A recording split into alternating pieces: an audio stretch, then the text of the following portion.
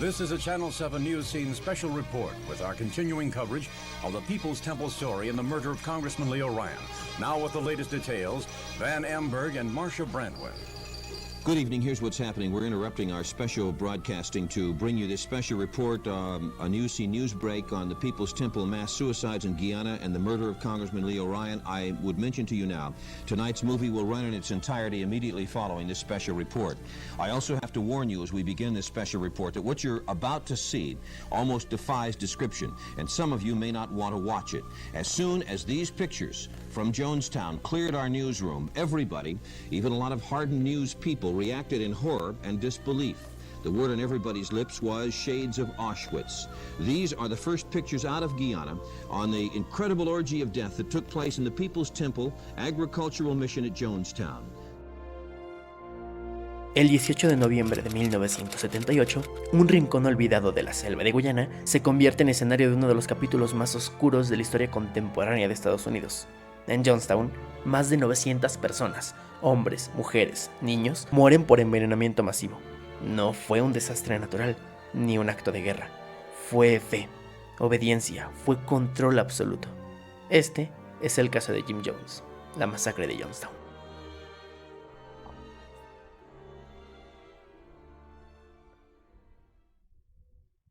Del templo del pueblo. Visionario para unos, loco de mierda para otros, pero sí, lo que comenzó como una comunidad cristiana del lado del progresismo, en Indianápolis se convirtió en un culto autoritario, donde la gente vivía atrapada, encerrada en una jungla donde cada oración era grabada y cada duda castigada.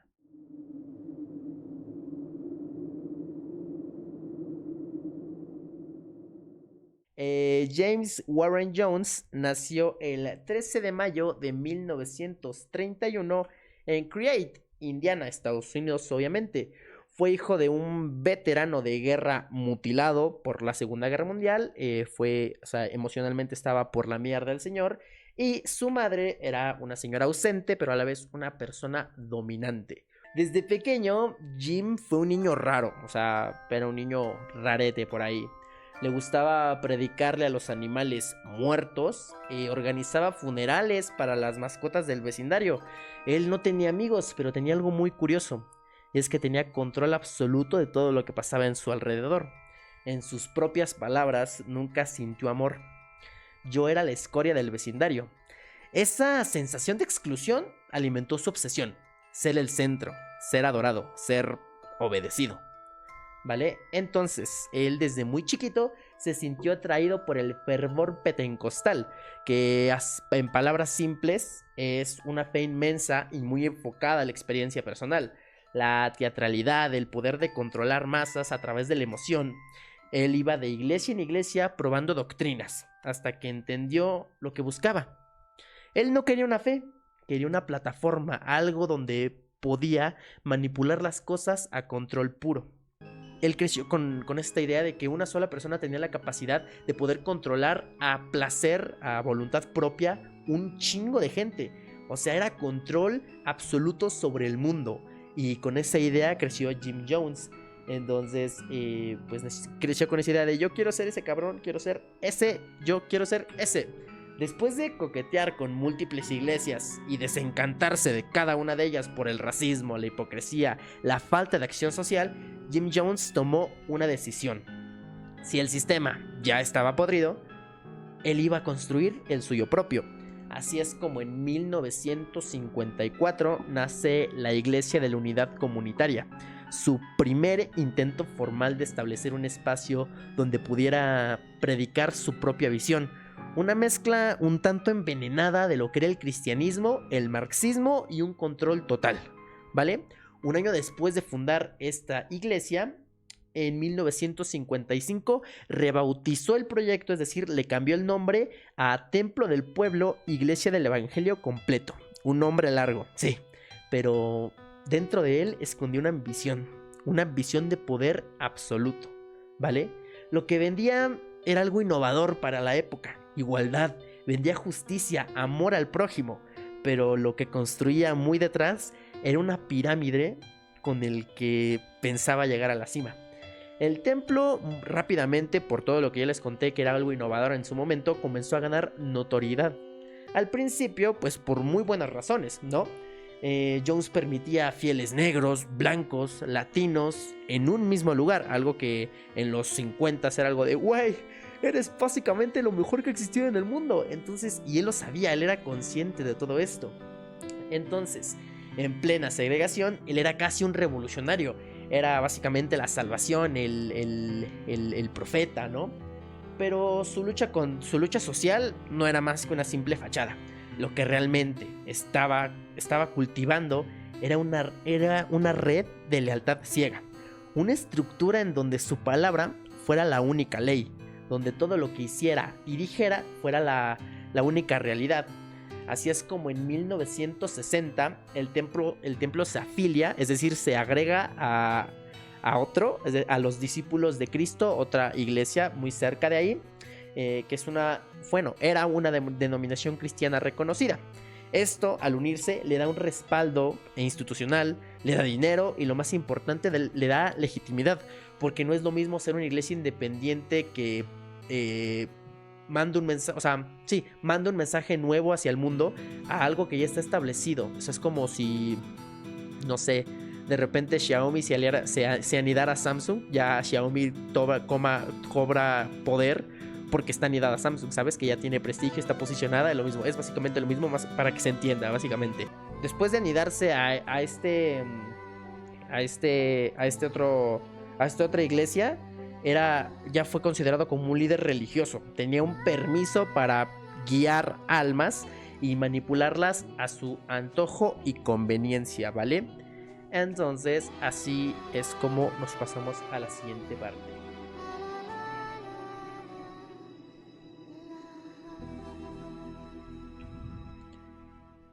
A medida que el culto crecía, también lo hacía su paranoia. Jim Jones no buscaba un rebaño, buscaba soldados, y cada sermón era un ejercicio de poder. Milagros falsos, gente curada con trucos baratos, ancianos sanando sus dolores porque así lo decía el padre. Para finales de los 60 e inicios de los 70, el templo del pueblo se trasladó a California, instalándose primero en Redwood Valley, luego en San Francisco y después en Los Ángeles. En estos lugares su culto creció y se convirtió en una organización muy poderosa. Él comenzó a rozarse con políticos, con activistas y también con medios. Apoyaba causas con derechos sociales, derechos civiles, daba comida a los pobres. Adoptaba niños de distintas razas y les llamaba la familia arcoíris. Todo para dar una imagen. Pero esta imagen, en el fondo, ya era una prisión. Los miembros del templo de Jonestown entregaban sus casas, sus sueldos, renunciaban a sus familias biológicas y eran obligados a llamar a Jones padre como única figura. Jones empieza a grabarlo todo: sermones, confesiones, castigos. Había un control y monitoreo absoluto. Todo para que al final se saliera de control. A la par que todo esto sucedía, mucha gente, o sea, ya Jones abusaba mucho de su poder, entonces castigaba a la gente muy culero. Para este punto, parte de los discípulos, por decirlo de alguna forma, se salían del culto e iban hacia la policía para decirles: oigan, topan lo del templo de la hermandad de este pendejo, pues vaya, échenle un ojo porque lo que está haciendo es un poco culero, ¿no? Entonces la policía iba hacia él, pero como este cabrón ya estaba bien posicionado, ya tenía activistas, políticos, tenía un medio, tenía el respaldo de que, mira, yo para la comunidad he hecho todo esto y tú no has hecho ni madre. O sea, ¿cómo vas a pensar que una sola voz va a poder contra toda la comunidad que yo ya hice? Entonces no le hacían nada, porque ya estaba bien posicionado. Era un político sucio de propaganda. Entonces nadie le hacía nada, hasta que una madre por ahí pasa lo mismo. Hay abuso, la señora se sale, va con la policía y en este caso pasa algo diferente, porque lo que le dicen es: oiga, señor policía, necesito que vayan a checar esto porque se quedó a mi hijo. O sea, la señora entró al culto con su hijo, pero al final corrieron a la señora y el niño se quedó. La señora obviamente dijo, no, pues yo quiero a mi hijo. Fue a la policía fue con Jones y le dijeron, oye, ¿qué pedo aquí con el niño?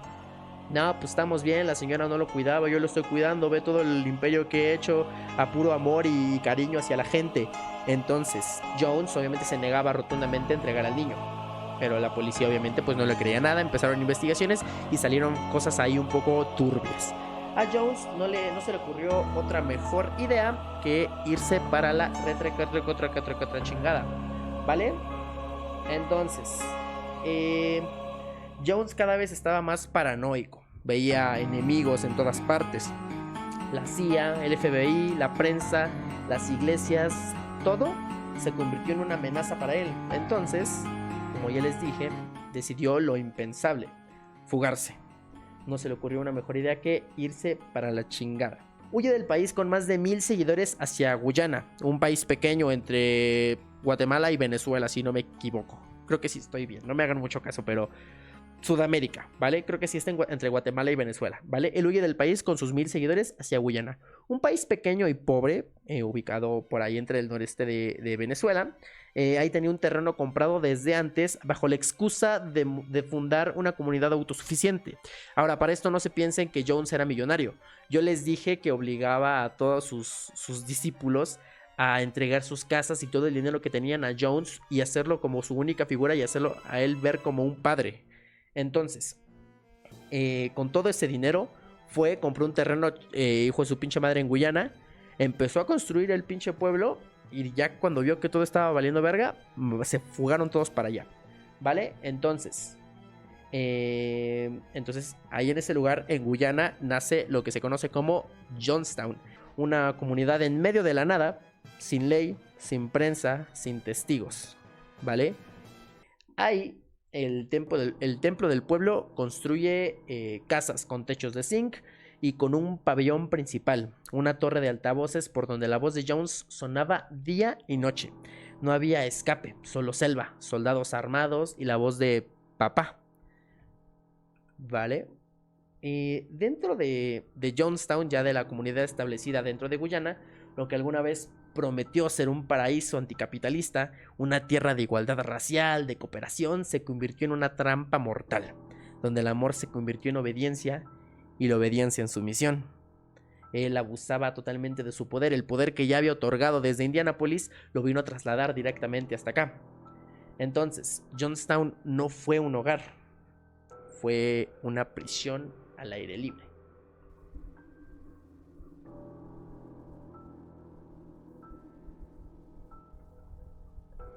¿Vale? Entonces, lo que ahí se vivía no era espiritualidad, era sumisión a la fuerza. Golpes, gritos, castigos. Dentro de Jonestown, si alguien cuestionaba algo, cualquier cosa, las consecuencias eran brutales. Testimonios de sobrevivientes relataban: me hicieron pararme al frente de todos, me insultaron. Luego vino el castigo, una paleta de madera pesada. Me la dieron en las piernas varias veces, me oriné del dolor. Todo esto son testimonios de gente que logró sobrevivir de lo que pasó después. Obviamente todo esto está en entrevistas, pero no las quise poner porque muy brutal y... Bueno, no brutal, diría explícito, ¿no? Jones tenía su propio sistema de justicia, una especie de tribunal público donde él era el juez, verdugo y también era el dios. A los que se portaban mal los ponían en fila, les gritaban, los golpeaban frente a todos. Algunos eran drogados, otros no dormían durante días. Y eso no era lo peor. Había una caja, la llamada caja de los castigos, una especie de ataúd improvisado donde encerraban a los rebeldes, oscura, húmeda, con bichos. Ahí podían estar horas, hasta inclusive días, sin luz, sin comida, sin perdón. Esa era la tierra prometida que tanto vendía Jim Jones. Entonces, los días en el pueblo Jonestown eran eternos. Se basaban en trabajo, calor, gritos y más trabajo. No había descansos, no había pausas, no había absolutamente nada, solo trabajos y sermones. Dormían de 4 a 5 horas y al amanecer, Jones en el megáfono. Otra vez. Muchos ya no pensaban, solo se dedicaban a obedecer todo lo que Jones decía, porque era la única cosa que se atendieron a hacer durante ya años. ¿Vale? Entonces, no podías hablar con tu familia si no era con supervisión. no podías enviar una carta sin que alguien del templo la leyera antes, no podías recibir nada sin que él lo revisara. Sumado a todo esto, él tenía a la par de él 2 chicas X que lo apoyaron de alguna forma u otra desde el principio. Entonces, dentro de Jonestown, las 2 chicas, Jim Jones y un chango, hay fotos que Jones tenía un chango, no sé por qué, pero cuentan testimonios, bueno, no testimonios, redacciones del FBI de cuando se investigó el caso, que Jones le daba mejor vida, mejor calidad de vida a lo que era el chango y las 2 chavas que al resto de la comunidad. O sea, destinaban más recursos a lo que eran estas 3 personas que a todo el resto. ¿Dónde está la igualdad dentro del templo que me estás vendiendo si todo lo que me estás ofreciendo es pura charla, pura mentira, pura patraña? Entonces, imaginen vivir en un mundo así de aislado, sin saber qué pasa afuera y con una voz, en este caso la de Jones, repitiéndote una y otra vez que hay odio, que hay guerra, que hay muerte y que el único lugar donde puedes estar seguro es adentro de Jonestown. Jones decía que Estados Unidos y el Ku Klux Klan desfilaba por las calles, que los campos de concentración estaban listos para las minorías, que se venía una guerra nuclear. Básicamente le lavaba el cerebro a todo su pueblo porque no tenían acceso a lo que era el mundo exterior. Entonces él se dedicaba todos los días a predicar durante el micrófono. Si ustedes salen, se los va a llevar la chingada, porque allá afuera Estados Unidos nos está cazando, porque nosotros somos una minoría, somos gente excluida, por eso estamos aquí, preservando nuestra integridad como seres humanos. Entonces, como la gente era el único que escuchaba y decían, no, pues ese señor ha de tener razón, les lavaban el cerebro, ya los traía totalmente manipulados comiendo de la palma de su mano. Entonces, la gente quedaba totalmente atónica, así de, sí, señor Jones, y se ponían a hacer lo que él decía. Los poquitos que llegaban a decir, pues voy a ver si me puedo zafar de esta, eran o castigados o en el peor de los casos, la muerte, ¿vale? Entonces, obviamente todo esto era falso. Él no sabía, ni él no sabía y obviamente era falso. Pero pues no había manera de comprobar, de decir, oiga, señor Jones, yo opino que allá afuera nadie nos está cazando, creo que podemos salir a la calle lo más tranquetas posibles. Pero pues nadie dijo nada porque nadie tenía la prueba suficiente ni el valor para poder alzar la voz.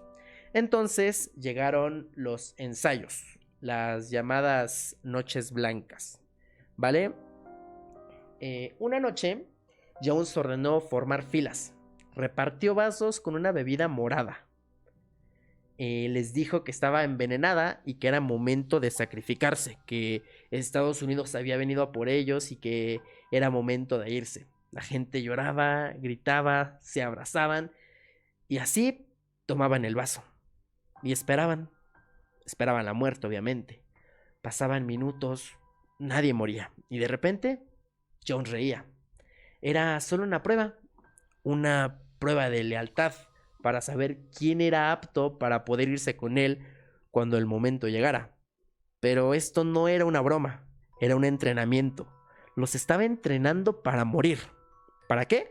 Cuando llegara el día real, no dudaran. Ya sabían cómo se sentía, ya sabían lo que venía, solo faltaba que él estuviera seguro de que realmente lo iban a hacer. Esto no pasó una sola vez, pasó varias, y cada vez la idea de morir para todas las personas se sentía más normal, porque para ellos estaban muriendo por la causa. Entonces, Jones, los últimos meses, estaba ya loquito. Ya no era el mismo, siempre llevaba gafas oscuras, siempre estaba sudando, temblando. Estaba completamente drogado porque Jones, durante su estadía en Jonestown, se metía de todo por la naricita, ¿no? Se le ve en la cara, oye, ustedes no están viendo la cara. Se le veía en la cara que le metía duro ahí al pericazo, ¿no? Entonces era muy impulsivo, obviamente, y tomaba anfetaminas, Valium, pastillas para dormir y le quitaba los medicamentos a las demás personas. Empezaba a tener delirios, veía enemigos en todos lados, pensaba que la CIA lo estaba vigilando, que los soldados vendrían a matarlos, y su solución siempre era lo misma, morir antes de que vinieran a ellos, ¿saben? O sea, era su solución, en vez de pensar una solución más coherente, por decirlo de alguna forma. Su solución era, ok, si ya nos está llevando a la verga, nos tenemos que matar todos, porque sí, en efecto, sí, nos tenemos que matar todos. Pero ahí había un hombre afuera, en Estados Unidos. Había un hombre fuera de Estados Unidos que estaba listo para destruir todo lo que tenía, ¿vale? Pero dentro de Jonestown nos quedamos con un hombre fuera de sí. Un ejército de seguidores agotados, aislados, ya golpeados, sin esperanza. Eso fue Jonestown, sus últimos días de gloria, por decirlo de alguna forma. Una olla de presión a punto de estallar, hasta que de repente fue forzada a hacerlo.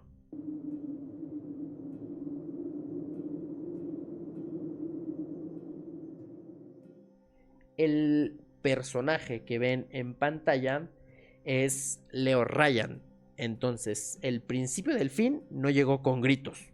Llegó en avión. Se bajó con traje, gafas de sol y una libretita en mano junto a muchas preguntas. Él es Leo Ryan, congresista de California que llevaba varios meses recibiendo cartas de hermanos, padres, amigos, de gente que, o sea, de familias, de personas que se fueron a Jonestown. O sea, X persona se va a Jonestown y los familiares de X persona se contactaron con Leo Ryan. Todos preguntaban lo mismo. ¿Dónde están nuestros hijos? ¿Por qué no regresan? ¿Por qué no contestan siquiera las cartas? Ryan no era un político cualquiera. No se conformaba con informes baratos. Si había que ensuciarse los zapatos para buscar respuestas, él lo hacía. Así que después de varias negociaciones que en ese momento Jones ya estaba, o sea, ya estaba bien posicionado en Guyana y todo el gobierno de Guyana ya sabían, hey, el buen vecino Jones que trajo a toda la gente a vivir ahí de lo más genial, ese es amigo. Entonces hubo ay, se me fue la palabra, represalias, voy a pensar que así se dice. Hubo represalias entre estas dos partes. Entonces Leo Ryan pedía ir a visitar Jonestown y Jones le decía, está pendejo Bobby, decirle que no. Entonces no lo dejaban ir hasta que después de un chingomadral de negociaciones logró viajar a Jonestown, ¿vale? Él fue junto a un equipo de prensa con familiares de desaparecidos y con el pensamiento de que lo que iba a encontrar no iba a gustarle. Cuando Ryan llegó fue recibido por miembros del pueblo, ¿vale? Pero curiosamente no lo recibieron, o sea, no fue recibido por gente apagada, sino que todo parecía ir bien, demasiado bien. Había sonrisas forzadas, discursos ensayados y un Jim Jones con lentes oscuros y una voz cansada. Hablaba de paz, sobre comunidad, sobre armonía. Hasta organizaron una especie de show para el congresista. Niños cantando, había gente bailando. Una visita guiada aparentemente al paraíso. Pero por debajo de la mesa algo se rompía. Se organizó una especie de festival por la noche en donde se invitó a Leo Ryan y que le enseñaran todo lo que había dentro de todo esto, ¿vale? Entonces él obviamente dudaba de que, o sea, decía, ¿por qué tanta gente está diciendo que no recibe cosas de sus familias si aquí todo se ve relativamente bien? Entonces, al estar dentro de este lugar notaba siempre esa tensión de decir, aquí algo está pasando, chico, aquí hay algo que no me está gustando. Entonces, durante esta cena, esta convivencia, una mujer se acerca a él. Tenía una mirada fija y las manos temblando. En ese momento le da una hoja doblada a unos reporteros. La nota decía explícitamente, por favor, sáquennos de aquí. Y ella no era la única. Más y más personas se empezaban a acercar en secreto para decirles, oigan, este lugar es un absoluto infierno, por favor, sáquenos de aquí. No es lo que ustedes están viendo, no es lo que parece. Queremos irnos porque tenemos miedo. O sea, Jones no es lo que ustedes están pensando, es una persona totalmente trastornada de la cabeza y no es alguien en quien nos podamos confiar. Entonces, los muchachos querían irse. Se querían ir, ya tenían miedo, estaban hartos de todo. Decían que si hablaban, los castigarían. Que Jonestown no era un refugio, era una trampa. Ryan ya no dudaba. El lugar era un puto infierno. Lo que ocurría ahí no era normal. Entonces les dijo, mañana nos vamos. Todos los que quieran salir, se vienen conmigo. Jones obviamente escuchó esto y no le gustó para nada. Su voz empezó a cambiar, ya no era amable, era seca, afilada. Decía cosas como: ¿creen que pueden escapar de la revolución? Si se van, morirán allá afuera. Le decía a todos los discípulos que se querían ir con él, pero les decía: ok, si tú te vas, sabes que Estados Unidos te va a cazar, te va a destrozar. No puedes irte. Mientras hablaba, ordenaba a sus hombres prepararse. Hasta que llega la emboscada. En Port Kaituma, el puerto, la pista de aterrizaje de Guyana, el 18 de noviembre de 1978, parecía que todo iba a salir bien. Al fin se iban. Los que querían huir de Jonestown tenían un pie fuera, pero Jim Jones no perdona la traición. Alrededor de 15 desertores, Leo Ryan, varios periodistas y parte del equipo diplomático partieron rumbo a la pista de aterrizaje de Port Kaituma, que es donde habían llegado anteriormente. 2 avionetas los esperaban, una más grande para la mayoría de personas y una más pequeña pues para los periodistas. Algunos lloraban, otros temblaban, nadie hablaba demasiado. Y detrás, muy cerca, un tractor con hombres armados había llegado al lugar. Jones había ordenado que dispararan a todos los que estuvieran en el lugar. Cuando las avionetas se preparaban para despegar, uno de los desertores sacó un arma. Era un infiltrado. Al mismo tiempo, desde el tractor, los hombres del templo abrieron fuego. Balas, gritos, sangre, todo en un momento. O sea, personas que querían salir. Jones les dijo: tú estás mal de la cabeza, aquí te quedas. ¿Vale? El congresista Ryan obviamente murió al instante. También murieron 3 periodistas y una desertora, una de las personas que se quería ir. Los que lograron sobrevivir se arrastraron por el fango hasta perderse entre los árboles y las sombras para poder llegar a algún lado. Obviamente la noticia de que hubo un tiroteo en el Port Kaituma de Guyana llegó a la policía de Guyana. Entonces a la madrugada dijeron: ok, tenemos que ir hacia allá porque algo está pasando en Jonestown. Entonces fueron hacia allá y al llegar se toparon con una escena bastante perturbadora, ¿vale? Entonces Jones ya no tenía vuelta atrás. Había matado a un congresista de Estados Unidos. Sabía que vendrían por él. Y si él iba a morir, se llevaba a todos con él. Jonestown estaba en silencio, pero no era por paz. Era el tipo de silencio que se siente justo antes del derrumbe. Jim Jones ya no pedía, ordenaba. Este es un acto revolucionario, decía él. En cuanto llegaron las noticias desde la pista de Port Kaituma, Jones supo que estaba acabado. Había matado a un congresista y Estados Unidos iba a ir por él a como diera lugar. Helicópteros, soldados, cámaras, lo iban a encerrar, de eso estaba seguro. Iba a mostrar al mundo lo que había hecho, y eso Jones no lo iba a permitir. Entonces convocó a todos al pabellón principal, se subió a su altar, tomó con micrófono en mano y dijo a todos en la sala. Dijo lo que ya había repetido tantas veces en las simulaciones de las noches blancas, ¿no? Los tan llamados ensayos que decía que nunca iban a pasar. Él decía: este es un acto revolucionario. No vamos a permitir que destruyan nuestro paraíso. Moriremos como vivieron nuestros ideales, en paz, en desafío. Pero esta vez no era un simulacro. Esta vez el veneno era real. En grandes cubetas se preparó una mezcla de saborizante con cianuro. Era de color púrpura, dulce pero mortal. Primero fueron los bebés, los más pequeños, jeringas en la boca. No había llantos, solo quejidos. Era una escena bastante fuerte. Behind the table and back this way, okay? There's nothing to worry about. Everybody keep calm and try and keep your children calm. And the older children can help love the little children and reassure them. Aren't crying from pain. It's just a little bitter tasting, but they're not crying out of any pain. ¿Vale? Entonces este puto loco empezó a matar gente a diestra y siniestra. Después de que los niños tomaran el jarabe, la bebida, fueron los niños mayores. Sus mamás los abrazaban mientras se tragaban esta porquería. Algunos lo hacían llorando, otras con la mirada perdida, pero tengamos en cuenta de que esto la gente no lo hacía porque ellos pensaran que ya iban a morir. Ellos en su idea era, es otro simulacro, no va a pasar nada, todo está bien.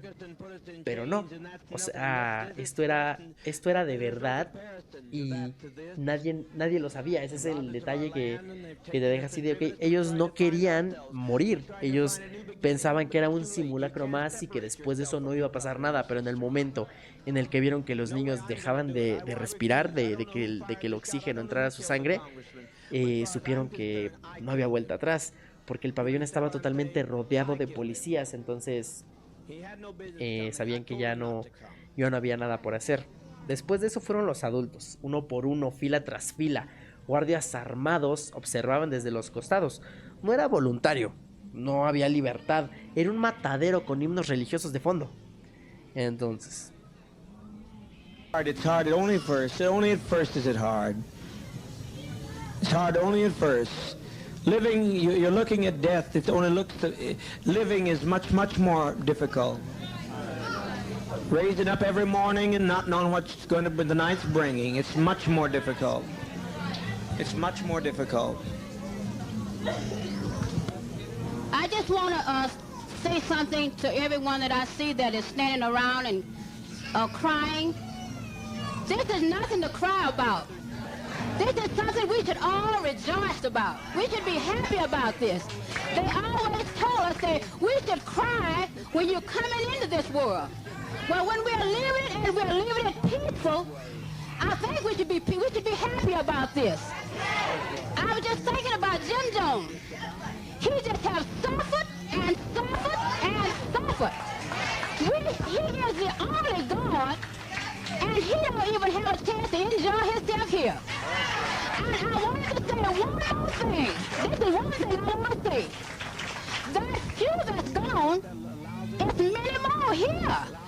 That's not all of us. That's not all yet. That's just a few that has got a chance to get to the one that they could tell their story to, their lives to. So I'm looking at so many people crying. I wish you would not cry and just thank Father. Just thank him. I've been here about...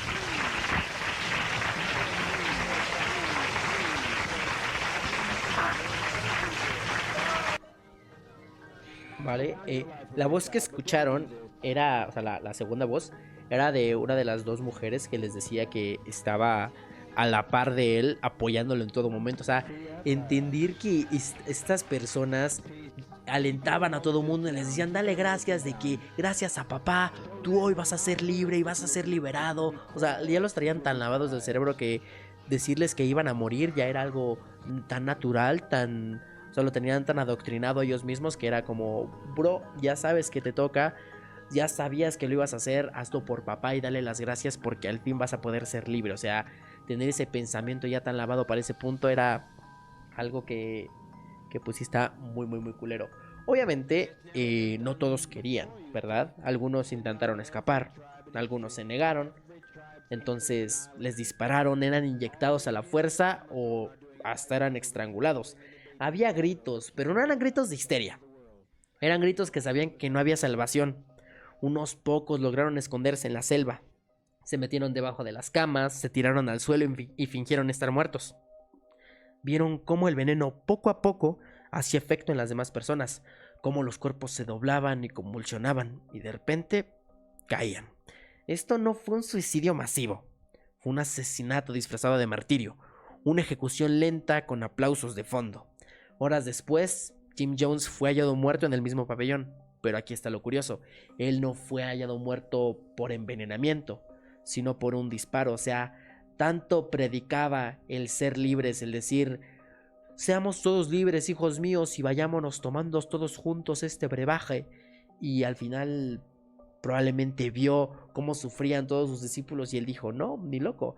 Él fue hallado muerto con un balazo, o sea, por una bala penetrada en su cabeza. Había una pistola cerca del cuerpo. Lo que no se sabe es si él se mató o pidió que alguien lo matara. Es algo que no se sabe. Lo único que se sabe es que no tuvo el valor suficiente para morir igual que sus discípulos. Él murió a su manera, con un disparo limpio.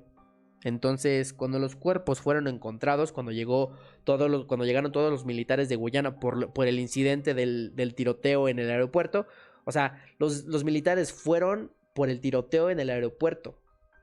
Entonces al llegar al aeropuerto dijeron, vamos a ver qué pedo con Johnstown. Y al llegar a Johnstown se encontraron con este pinche cagadero hecho mierda aquí enfrente. O sea, todo el pabellón rodeado de cadáveres. Entonces, cuando los cuerpos fueron encontrados, había absoluto silencio. Ni una voz, ni un solo llanto. Había pilas y pilas de cadáveres. Hombres, mujeres, ancianos, niños. Más de 900 muertos. Al menos 265 eran menores de edad. Era el mayor suicidio colectivo de la historia moderna y el mayor número de civiles estadounidenses muertos en un solo evento. Después de, o sea, al menos eso fue hasta el 11 de septiembre del 2001 que pasó el atentado, ¿verdad? O sea, de las 900 personas que se encontraban ahí, unas 80 a 90 lograron sobrevivir. Algunas fueron a Georgetown, que es la capital de Guyana. Otros escaparon al bosque y murieron eventualmente por el veneno, pero todos, absolutamente todos, quedaron marcados para siempre, ¿vale? Y pues así termina Johnstown. No acabó con una explosión, no acabó con una guerra, sino con padres matando a sus hijos, con fieles obedeciendo al miedo, con un líder suicida y 900 muertos que creyeron en su voz hasta el último suspiro. Fue básicamente algo que desgarró totalmente Estados Unidos, porque Johnstown no fue un desastre, fue una elección sangrienta sobre el poder que tiene una voz, y el peligro cuando esa voz es incuestionable. O sea, nadie en ningún momento... hay un punto de la entrevista que no sé si la tengo, creo que no, yo creo que no, dejadme ver. No la tengo. Yo no la tengo. Hay un fragmento dentro de la última cinta que se grabó en donde se dice que, bueno, no se dice, se escucha como hay una persona que objeziona a Jones. Le dice, oiga, ¿por qué? O sea, si usted está diciendo que ya vienen por nosotros, usted nos dijo anteriormente antes de venir aquí que huyéramos, porque no podemos volver a huir. Ella proponía a Rusia y Jones le dijo, oye, ¿cómo Rusia? Rusia no nos va a aceptar. Rusia, así como lleguemos, nos van a ejecutar, nos van a hacer cagada. Entonces, o sea, inmediatamente silencia ese güey, esa mujer, y sigue dando su discurso. O sea, la única persona que intentó hacer algo, la cayó en putiza y nadie la siguió. O sea, Jones la cayó, le dijo, no, mamita, tú estás loca, cállate un mes. Y siguió dando su discurso y nadie más hizo nada. Fue como, oye, sí, no, ¿cómo Rusia? Deja que el padre hable, por favor. O sea, la única persona que intentó hacer algo, la cayeron rapidísimo y no volvió a decir nada. Esa mujer obviamente murió. No se sabe si fue obligada a que tomara el brebaje, la ahorcaron o se lo tomó voluntariamente. Lo único que sabe es que está muerta, ¿vale? Entonces, Jones usó miedo, amor falso y manipulación para desarmar a sus seguidores. Les hizo creer que era parte... O sea, les hizo creer que ellos eran parte de algo más grande, un mundo mejor, pero bajo esa promesa había un pozo oscuro, la pérdida total de su libertad. Recordemos que entregaron sus casas, que entregaron todo de ellos para poder llegar a Johnstown, este paraíso prometido donde todos eran felices, eran libres, eran lo mejor que les podía ofrecer la vida. Entonces entregaron todo lo que tenían para que esto funcionase. Bajo esa promesa había un pozo oscuro, una prisión básicamente al aire libre, como ya les había dicho hace un momento. Había años de aislamiento, abuso, prisión psicológica. Destruyeron la capacidad de resistencia de sus mentes para obedecer a diestra y siniestra todo lo que Jones decía las 24 horas del día. Lo que parecía una comunidad unida era una presión mental. El peligro del carisma sin límites es una forma de resumirlo, ¿no? O sea, alguien que aparentemente te estaba diciendo, mírame amigo, yo apoyo a causas morales, sociales y soy una buena persona, vos deberías venirte conmigo a este lugar que parece ser el paraíso. ¿Quieres venir? Mira, tengo mucha gente que me apoya, ¿quieres venir? Entonces tú confiabas automáticamente, eran los 50, que bueno, ya los 60, ¿qué te iba a decir? O sea, era algo que decías, ok, puede ser que te crea. La historia de Jones muestra cómo un líder aparentemente carismático puede manipular y controlar masas, como este personaje célebre del 45. Ay, se fue. Perdón. Entonces, cuando das poder a alguien y no le pones un límite, la locura y la destrucción son absolutamente inevitables. Jonestown es un espejo de advertencias para todos, para las sociedades y inclusive para nosotros. Nos deja la lección de que no dejar que una sola voz se convierta en una única verdad, a tener un raciocinio propio, ¿no?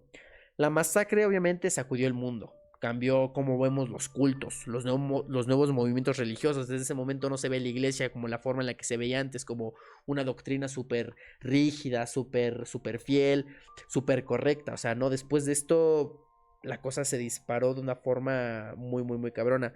Se intensificaron las investigaciones, se endurecieron leyes y se creó conciencia sobre el peligro de la manipulación colectiva. Para todos los sobrevivientes y familiares, la tragedia no terminó con la muerte. El trauma, el dolor y la pérdida siguen vivos. Jonestown sigue siendo un recordatorio sombrío de hasta dónde puede llegar la fe mal dirigida, de cómo la búsqueda de un ideal puede convertirse en una pesadilla para todas las personas. Eso fue Jonestown, una forma que nos habla de los límites del poder, de la fragilidad humana y del precio que pagamos cuando dejamos de cuestionar, ¿vale? Este fue el caso de Jim Jones. Espero les haya gustado, muchachos. Los quiero. We didn't commit suicide. We committed an act of revolutionary suicide protesting the conditions of an inhumane world.